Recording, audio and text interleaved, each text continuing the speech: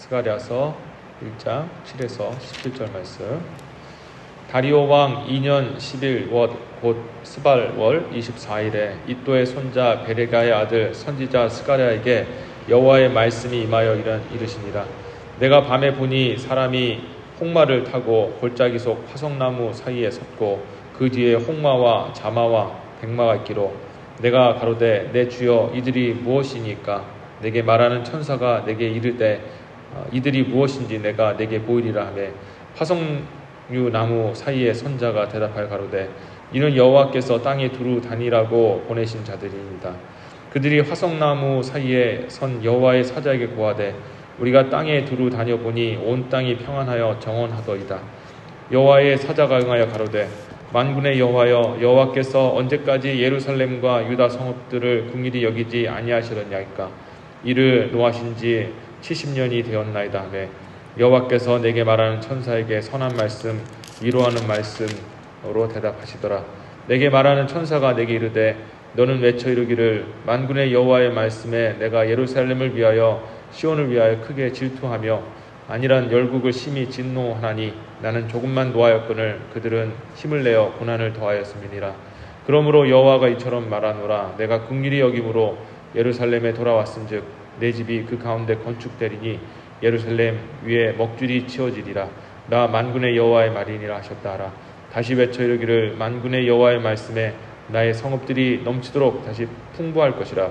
여호와가 다시 시온을 아니하며 다시 예루살렘을 택하리라 하셨다 하라. 네. 자, 오늘은 진짜 평화를 누리는 법이라는 제목으로 말씀 전하겠습니다.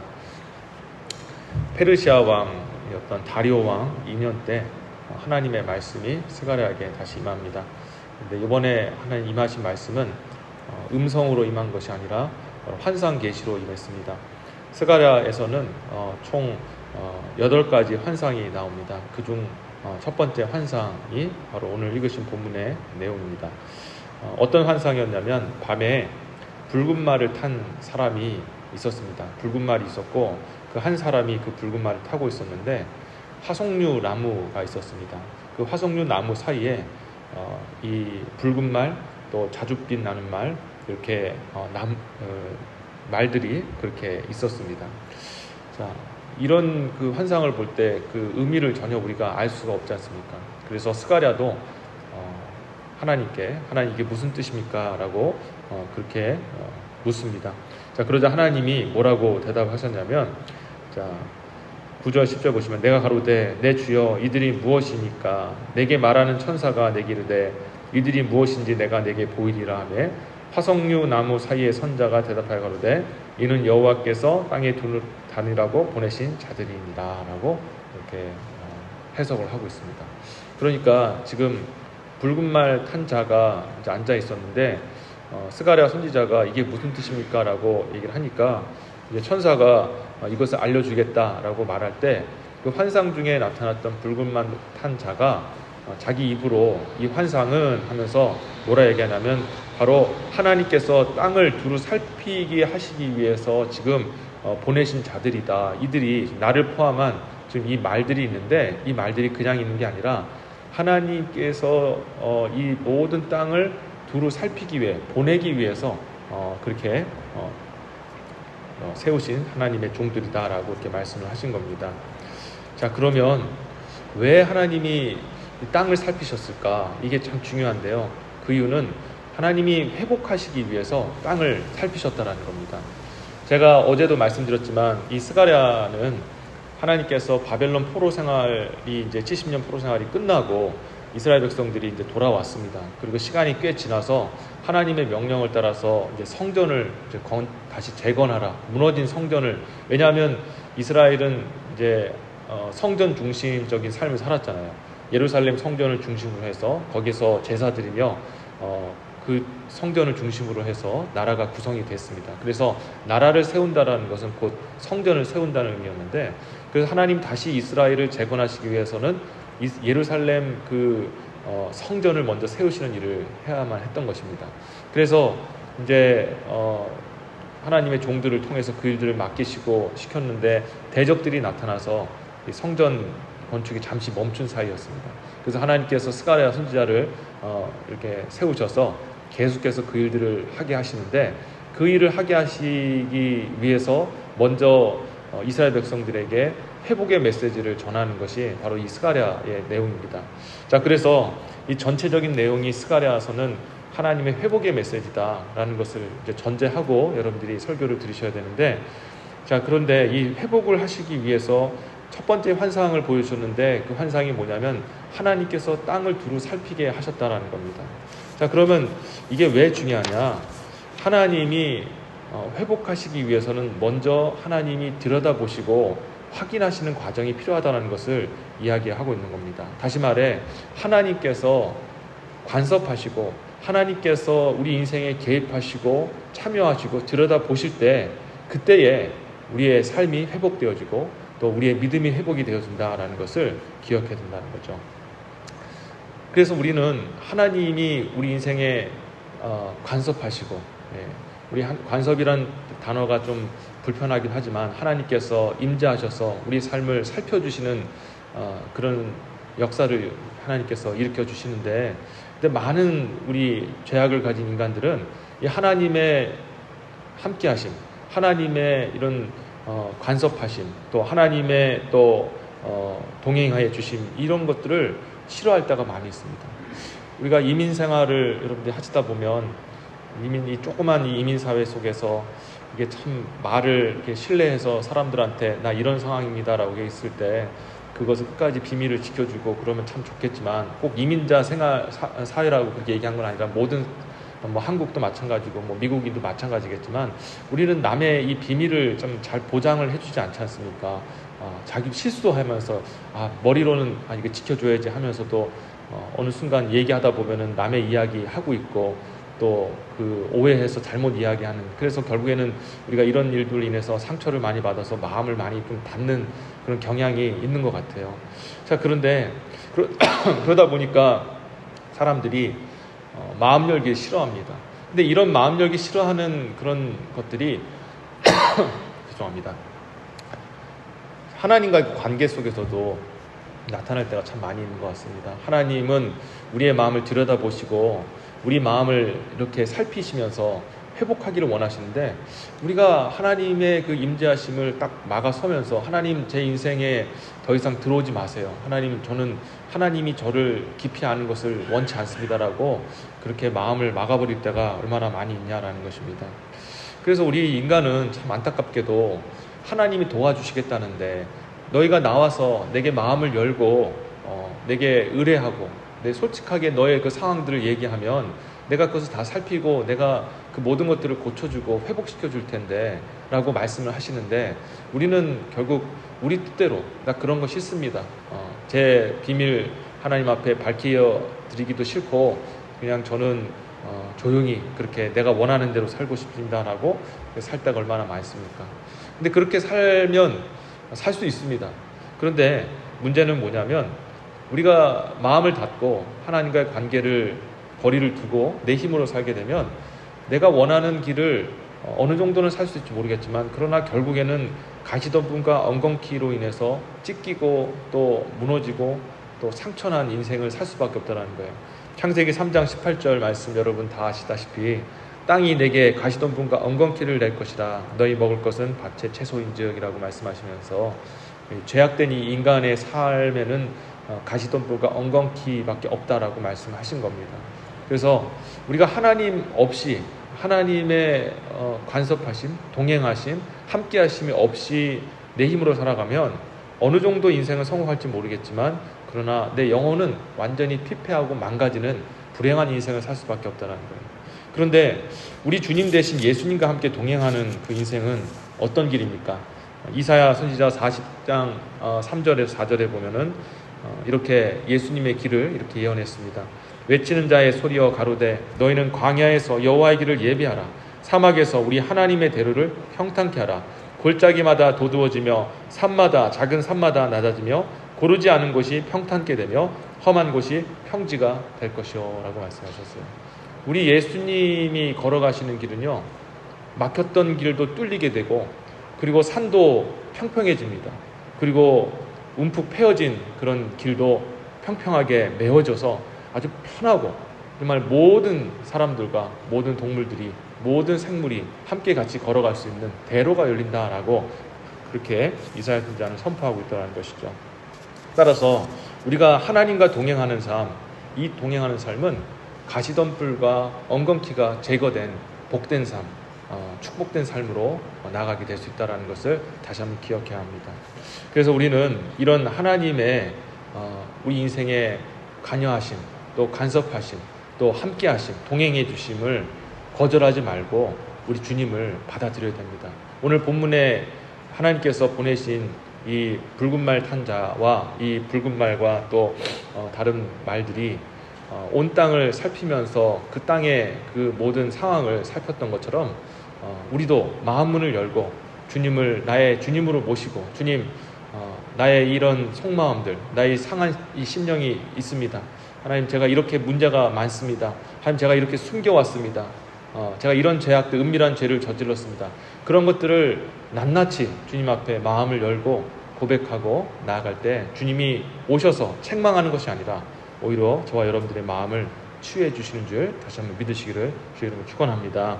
여러분, 그리고 우리가 한 가지 더 살펴볼 게 뭐냐면, 자, 이렇게 하나님의 종들이 이제 온 땅을 두루 다니면서 살펴보았습니다. 그런데 11절에 보시면 어떤 결과를 냈냐면, 그들이 화석나무 사이에 선 여호와의 사자에게 고하되 우리가 땅에 두루 다녀보니 온 땅이 평안하여 정온하더이다 라고 기록되어 있습니다. 자, 지금 평안하대요. 그러면 뭐 특별히 더 이상 뭐 할 게 없어 보입니다. 그렇지 않습니까? 주님은 평안을 주시기 위해서 우리 가운데 오셨는데, 그 땅을 살펴보게 하셨는데, 그 종들이 살펴보니까 땅이 평안합니다, 정원합니다 라고 얘기를 합니다. 그런데 왜 이런 얘기가 나왔을까? 그것은 바로 우리가 진정한 평화와 잘못된 세상의 그 거짓된 가식적인 평화를 구별할 수 있어야 된다는 것을 이 본문을 통해 얘기하는 겁니다. 이게 무슨 말일까요? 자, 지금 평화가 이 땅에 있습니다. 온 땅이 평안하고 정원하이다 라고 하는데, 이게 정말 하나님이 주신 평화일까? 아니라는 거예요. 왜 평화했을까? 그 당시 패권국이었던 페르시아가 아주 지금 정말 대강국이 되어서 전 세계의 그 지중해 지역에 있는 그 모든 나라를 휘어잡고 있었습니다. 그렇기 때문에 그 어떤 나라도 분쟁하지 않고 그 페르시아의 이 제국의 이 권세 아래서 모두 다 숨죽이면서 그렇게 강압적인 그런 평화, 힘에 의한 그 평화가 유지가 된 것입니다. 하지만 이것은 가식적인 평화죠. 그 강국이 무너지고 패권국이 무너지게 되면 그 밑에 있었던 그 작은 나라들이 일어나서 자기들이 새로운 패권국이 되기 위해서 또 싸우고 또 전쟁을 치르는 게 우리 인류의 역사 아니었겠습니까? 근데 지금 있는 이 평온합니다, 정원합니다 라고 하는 그 이야기는 지금 힘에 의한 그런 평화라는 겁니다. 그런데 이게 하나님이 주신 진정한 평화는 아니죠. 마치 화약고에 잔뜩 화약이 있는데 그 화약에 불이 붙었지만 아직 터지지 않은 그런 상태, 그걸 누가 평화라고 얘기하겠습니까? 곧 이 화약에 완전히 불이 붙어서 터지게 되면 정말 수많은 사람이 죽어나갈 수 있는 그런 위기가 있는데, 그런 위기가 닥치기 전에 주어지는 잠깐의 그런 평온 상태가 진정한 평화가 될 수가 없다는 거죠. 그런데 왜 이 말씀이 이 본문에 삽입이 됐냐? 우리가 그리스도를 살아갈 때 진정한 평화와 세상이 주는 그런 잠깐의 인간적인 평화를 구별할 수 있어야 되는 것을 지금 말씀하고 있는 것입니다. 우리는 살면서 내 삶이 조금 뭐 잘 되어지고 평안하면 괜찮다라고 생각을 합니다. 특별히 우리 미국에서 이민생활하는 분들, 선진국의 최고 선진국에 살고 있지 않습니까? 물론 경제적으로 지금 많이 어렵고 힘들지만 또 전쟁 한번 겪지 않고 또 우리가 뭐 웬만하면 다 먹을 거 다 먹고 입고 사는 그런 삶 속에서 우리 많은 그리스도인들이 평화하다, 살만하다라고 생각합니다. 근데 그건 잘못된 거죠.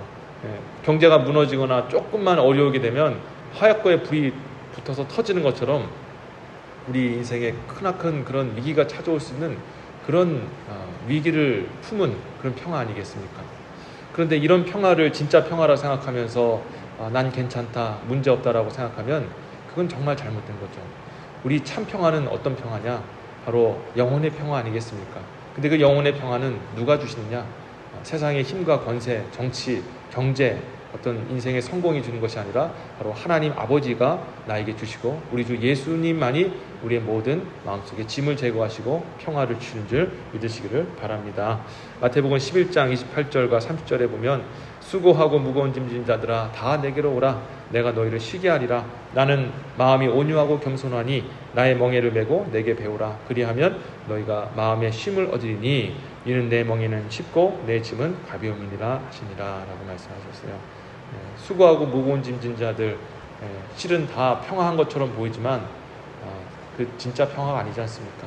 모든 사람들이 지금 육체적으로는 평화의 상태로 살고 있지만 마음에 다 하나씩, 아니 하나보다 더 많은 숫자의 그런 근심과 걱정과 두려움, 그렇게 살고 있지 않습니까? 여러분도 가만히 있을 때 평화합니까? 아니지 않습니까? 마음속에 알 수 없는 그런 불안함, 두려움들이 정말 매일같이 찾아오는 겁니다. 우린 평화하지 않습니다. 근데 그 마음속에 있는 짐을 누가 덜어줄 수 있느냐? 오직 온 우주에 한 분뿐인 예수 그리스도밖에 그 마음의 짐을 덜어줄 수밖에 없다라는 것을 여러분 기억해야 된다는 겁니다. 그래서 우리는 이 예수님만을 의지하고 예수님께만 나아가야 정말 참 평화를 얻을 수가 있습니다. 자, 그런데 마지막으로 살펴볼 것은 이 예수님께 우리가 평화를 얻기 위해서는 어떻게 해야 되느냐? 자, 여기 뭐라고 이렇게 예수님 말씀하셨냐면, 자, 너희는 내게로 와서 멍에를 다 내게로 주고 그 모든 멍에를 내게 넘길 때 그때 마음의 평화를 얻게 될 것이다 라고 예수님이 말씀하셨습니다. 이 말은 뭐냐면 아까 처음에 환상과 연결을 해서 말씀드리자면 우리가 인생의 그 멍에를 예수님께 내어드리고 내 어깨에 진 것을 예수님께 내어드릴 때 마음의 평화를, 마음의 쉼을 얻는다고 했는데, 그럼 예수님께 그 내 짐을 드린다는 건 뭐냐? 다시 말해 우리 예수님이 우리 마음속에 오셔서 내 모든 마음의 상황과 형편을 알 수 있도록 예수님을 나의 마음의 주님으로 모시는 것을 이야기하는 겁니다. 그래서 이 첫 번째 이 하나님 환상 속에서 하나님의 종들이 온 땅을 두루 살피면서 돌아다니지 않으셨습니까? 하나님이 전능하신 분인데 지금 이스라엘 땅과 온 세계와 열방이 괜찮은지 안 괜찮은지 하나님께서 보지도 않고도 다 알고 계시겠죠. 하지만 굳이 왜 종들을 통해서, 하나님 사자들을 통해서 그 땅을 살펴보게 하셨는가? 그 이유는 우리 믿는 자들의 마음속에 주님께서 인격적으로 들어가시겠다라는 것을 얘기하는 것입니다. 그래서 우리는 예수님께서도 말씀하셨지 않습니까? 내가 너의 마음을 두드릴 때 너희들이 그 음성을 듣고 마음을 열면 내가 너와 더불어 들어와 먹고 너도 나와 더불어 먹고 너는 내 안에 거하게 될 것이고 나도 너와 함께 할 것이다 라고 예수님이 말씀하셨잖아요. 마음문을 여는 그런 것이 바로 하나님이 우리 마음을 살피는 것입니다. 짐을 내려놓는 것입니다. 이 일을 하지 아니하면 우리 마음속에 회복이 없습니다. 많은 분들은 그냥 주님 내 마음은 닫아놓고 회복시켜 주십시오라고 얘기를 하는데 어떻게 그것이 회복이 일어날 수 있겠습니까? 어떤 사람과 관계가 틀어졌을 때 나도 내 마음을 열고 찾아가서 그렇게 당신을 이해해 보려고 노력합니다라고 했을 때 회복이 일어나지, 나는 상처된 마음 그대로 가지고 있고 분노한 상태 그대로 가지고 있는데 저 사람이 나한테 용서를 구하고 또 상한 마음을 또 알아줄 거라고 생각한다면 영원히 회복은 일어나지 않지 않습니까? 그래서 우리가 노력해야 된다는 거죠. 주님께 우리 마음을 열고 예수님을 다시 우리의 주님으로 모시고 또 하나님이 나와 함께 동행하자 하실 때 거절하지 말고 주님 오시옵소서, 내 마음을 열어드립니다. 하나님 내 치부가 이것입니다. 하나님 내 죄악이 이것입니다 라고 주님 앞에 고백하고 나아가는 그런 삶을 사는 것, 그것이 바로 짐을 내려놓는 것이요 주님이 함께하게 하시는 것이요 문을 여는 것이요 그로 인해서 마음의 진정한 평화를 누리게 된다는 것을 기억해야 될 줄 믿습니다. 말씀을 맺으면서요, 오늘 이 말씀을 기억하시면서 참 평화 정말 누리고 있는가? 우리가 일주일 또 우리가 살아가고 있는데 또 미국 생활하면서 얼마나 평화롭습니까? 정말 맑은 날씨에 정말 모든 것이 다 정말 평안이 이때 참 평화를 누리고 있는지 다시 한번 생각해 보시고 예수 그리스도를 통해서 참 평화를 누리시는 저와 여러분 되시기를 주 예수의 이름으로 축원합니다. 네, 기도하겠습니다. 하나님 감사합니다. 오늘 스가랴의 말씀, 또 특별히 스가랴의 환상을 통하여서 하나님, 우리가 정말 어떻게 하면 회복을 받을 수 있는지, 어떻게 하면 마음의 평화를 얻을 수 있는지를 알게 하셔서 감사합니다. 하나님은 당신의 종들을 통하여서 땅을 두루 살피시며 회복하기를 원하십니다. 먼저 살피신 후에 회복하시는 것이 하나님의 뜻이라고 오늘 본문을 통해 알게 되었습니다. 하나님, 우리 사랑하는 모든 성도님들이 마음문을 열고 예수님을 다시 한번 주님으로 맞아들일 수 있도록 도와주옵소서. 주님 앞에 숨기는 거 아버지 하지 말고 주님과 관계 멀리 하지 말고 더 적극적으로 주님을 마음에 모시고 또 주님과 교제하면서 나아갈 때 우리 마음에 대로가 열리며 모든 막혔던 것들이 뚫리고 또 상했던 것이 또 치유되는 놀라운 역사가 일어날 줄 믿습니다. 세상이 주는 거짓 평화에 속지 않게 하시고 진정한 평화, 영혼의 평화, 예수님이 주신 평화를 추구하며 그 평화를 누릴 수 있는 우리 모든 성도들 다 되게 하여 주시옵소서. 감사드렸고 이 모든 말씀 예수님의 이름으로 간절히 기도합니다. 아멘.